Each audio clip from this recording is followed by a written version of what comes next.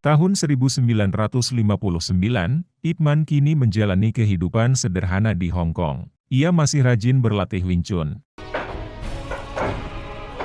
Putra pertama Ip Man kembali ke kota asalnya yaitu Foshan untuk belajar bahasa Inggris.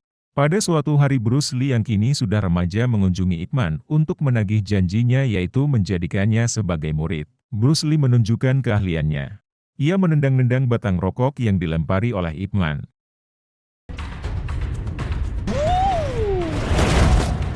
Kemudian Ip Man menanggapinya dengan membukakan pintu.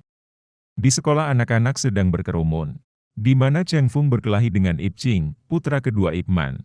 Keduanya kemudian dipisah oleh guru mereka bernama Wong. Kemudian diobati oleh istri Ip Man bernama Cheung.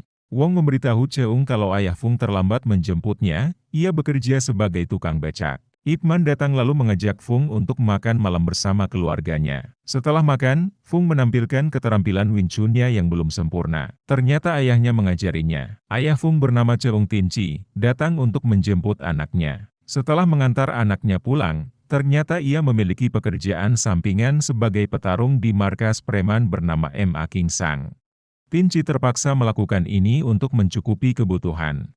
Tin Chi memiliki jurus-jurus yang sangat mirip dengan Wing Chun. Bos Emma bernama Frank datang untuk menarik uang hasil operasi mereka sebagai mafia. Frank memerintahkan Emma untuk membeli secara paksa tanah yang ditempati oleh sekolah tempat Ip Ching dan Fung belajar dalam waktu 2 minggu lagi. Keesokan harinya seorang wartawan bernama Lee mendatangi tempat kungfu yang dikelola oleh Master Tin. Ia memperkenalkan Lee dengan Ip Man yang merupakan master kungfu terkuat di Hong Kong. Saat Ip Man hendak foto bersama para master kungfu, tiba-tiba mendapat telepon dari istrinya untuk menjemput Ip Ching. Ketika menunggu murid keluar, Ip Man bertemu dengan Tin Chi. Tin Chi memberitahu Ip Man kalau dirinya merupakan salah satu murid guru besar Wing Chun namun berbeda guru. Artinya mereka adalah saudara seperguruan. Setiap guru memiliki kelebihan dan kelemahan masing-masing. Ketika Ip Man hendak pulang bersama Ip Ching, ia melihat orang yang mencurigakan.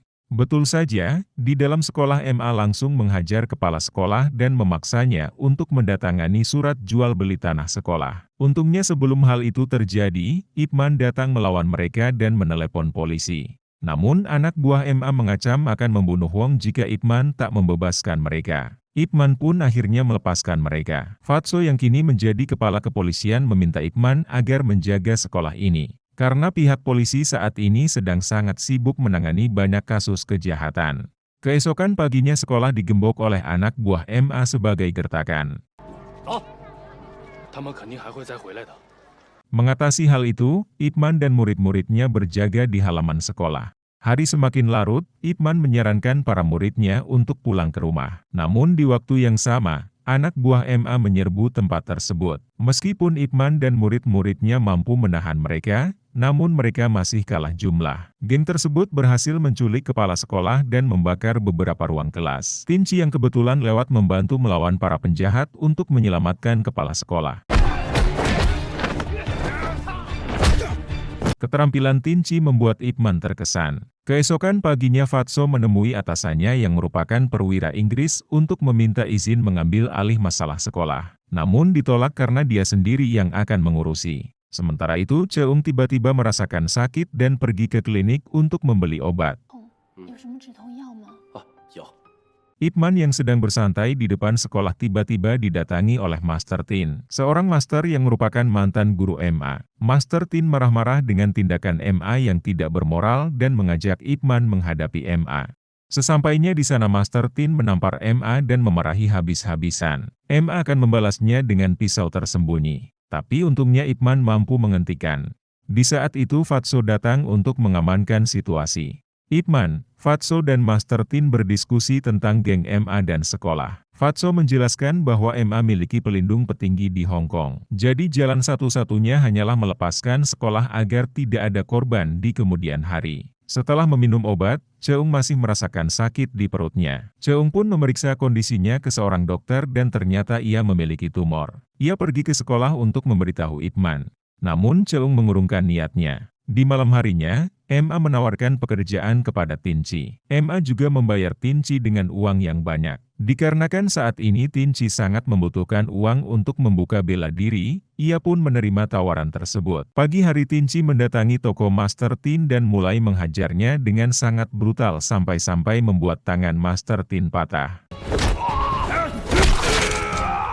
Sementara itu Ipman yang hendak pergi ke sekolah, terhenti oleh istrinya. Namun tiba-tiba Ipman mendapatkan telepon dari rumah sakit yang menyatakan kalau Master Tin sedang dirawat. Ipman segera pergi ke sana untuk menjenguk. Master Tin mengungkapkan kalau dirinya sama sekali tidak memanggil Ipman. Ternyata yang melakukan panggilan kepada Ipman adalah MA. Ia sengaja memancing Ipman agar sekolah tidak dijaga sehingga gengnya dapat menculik beberapa siswa. Ipman mendapatkan kabar bahwa putranya dibawa ke markas MA. Tanpa pikir panjang Ipman pun pergi ke sana. Namun setiba di sana ia tak bisa berbuat apa-apa karena MA mengancam akan menjual anak-anak jika ia tak menyerahkan kepala sekolah. MA juga memaksa Ipman untuk bersujud kepadanya. Tinci datang untuk menyelamatkan Fung yang diculik. Namun Fung dibebaskan karena Tinci bagian dari mereka. Setelah Tinci pergi, Ipman diserang banyak petarung jalanan. Fung merasa kasihan dengan teman-temannya yang masih disandra. Ia minta ayahnya agar membantu paman Ipman. Tinci menuruti permintaan anaknya dan kembali untuk menghajar MA. Semakin kesini anak buah MA semakin banyak. Ipman pun berhasil mengalahkan satu persatu anak buah MA. Pasukan polisi yang dipimpin oleh Fatso datang untuk menangkap geng tersebut. Namun MA berhasil melarikan diri melalui jendela. Setibanya di rumah, Ipman dimarahi Cheung karena membiarkan Ching terculik. Ipman mencoba menenangkan istrinya dan mengakui kesalahannya. Namun meskipun begitu Cheung tetap merasa sedih karena ia mungkin tidak akan lagi menjaga Ching. Mendengar perkataan tersebut, Ipman pun terkejut. Cheung kemudian membawa Ipman ke dokter. Sekarang Ipman tahu bahwa istrinya memiliki kanker dan hanya bisa bertahan hidup selama 6 bulan. Seketika itu juga Ipman langsung terpukul. Ipman akhirnya meninggalkan semua urusannya dan lebih mementingkan menemani sang istri sampai akhir hayatnya. MA dipecat oleh Frank karena gagal. Frank kemudian mengganti tugas MA dengan seorang petinju Thailand. Ipman membawa Cheung berobat ke klinik. Saat mereka hendak keluar klinik, tiba-tiba petinju Thailand datang dan mulai menyerang Ipman. Menyadari Cheung sedang sakit, Ipman menyeret si petinju keluar dari lift dan mulai menghajarnya berkali-kali. Kemudian Ipman menemui Fatso. Fatso memberitahu bahwa Frank yang mengirim petinju Thailand itu. Ia ingin melenyapkan Ipman dengan segala cara karena telah menghalangi rencananya. Ipman memutuskan untuk menemui Frank di kantornya. Di sana ia menantang untuk berduel. Jika Ipman dapat menahan selama 3 menit maka dia akan meninggalkan sekolah. Tentu saja Ipman menerima tantangan tersebut dan mulai bertarung. Di awal pertarungan Ipman kewalahan karena Frank memiliki tenaga yang sangat besar saat memukul. Menyadari Frank bukanlah lawan yang seimbang dalam kekuatan. Ipman menyerang gerak kaki Frank dan mampu melancarkan beberapa pukulan ke arahnya. Sampai akhirnya waktu telah habis dan Frank menepati janjinya untuk melepaskan semuanya. Sementara itu Tinci menggunakan uang yang diperoleh dari MA untuk menyewa tempat dan membuka sekolah seni bela diri Wing Chun. Untuk mempromosikan perguruannya, ia menemui wartawan Lee untuk menyebarkan berita tentang perguruannya. Untuk membuktikan bahwa dirinya Master Wing Chun, Tinci menantang sejumlah master seni bela diri di Hong Kong. Dalam tantangan tersebut Tinci mampu mengalahkan berbagai macam guru dan menjadi terkenal. Tempat perguruannya menjadi sangat megah dan bahkan diresmikan oleh wali kota. Di titik inilah Tinci menantang Ipman bertarung untuk menentukan siapa Grand Master Wing Chun yang sebenarnya. Sementara itu Ipman tak peduli dengan tantangan tersebut dan lebih memilih menghabiskan waktu bersama istrinya. Ipman mendaftar kelas yang ternyata pelatihnya adalah Bruce Lee. Disitulah Bruce Lee membuat kesepakatan jika Ipman ingin belajar menari maka Ipman harus menjadikan Bruce Lee sebagai muridnya. Dan akhirnya Ipman setuju. Hari pertandingan telah tiba, Ipman memilih untuk tidak hadir, melainkan pergi menari bersama Cheung.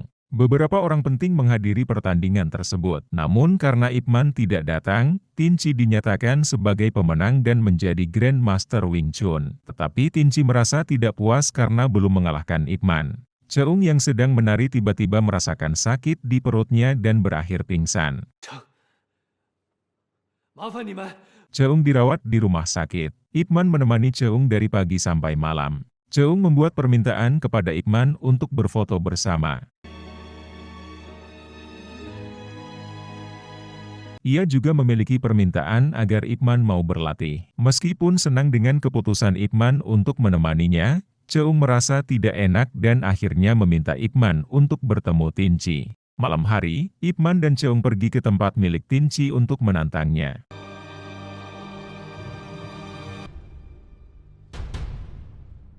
Setelah Tin Chi menerimanya, keduanya lalu memulai pertarungan. Dalam pertarungan tersebut keduanya sama-sama hebat. Mereka kemudian lanjut bertarung dengan pedang. Dalam pertarungan ini Ip Man menang tipis dan berhasil membuat Tin Chi kehilangan pedangnya. Ip Man lalu membuang pedangnya dan bertarung dengan tangan kosong. Saat ini keduanya tampak seimbang. Keduanya mampu saling melancarkan beberapa pukulan. Namun pada suatu titik, Tin Chi berhasil mendaratkan pukulan ke mata kanan Ip Man sehingga membutakannya. Tin Chi melakukan serangkaian pukulan tapi Ip Man berhasil menghindari pukulan tersebut dengan menggunakan pendengarannya. Ip Man melawan balik Tin dengan pukulan tanpa melihat. Pukulan tersebut membuat Tin Chi kesakitan dan akhirnya mengaku kalah. Tin Chi melepaskan gelarnya sebagai Master Wing Chun. Ip Man berpesan kepada Tin bahwa yang paling penting adalah orang-orang terdekat kita. Akhir cerita, Cheung meninggal pada tahun 1960. Ip Man memutuskan untuk mengembangkan perguruannya dan berhasil menyebar secara internasional. Film ini mengajarkan tentang arti dari pengorbanan, kesetiaan, dan mempertahankan nilai-nilai kebenaran. Terima kasih sudah menonton video ini, jangan lupa nyalain tombol notifikasi, like, komen, dan subscribe. Cek alur cerita film lainnya hanya di Tiba-Tiba Cerita.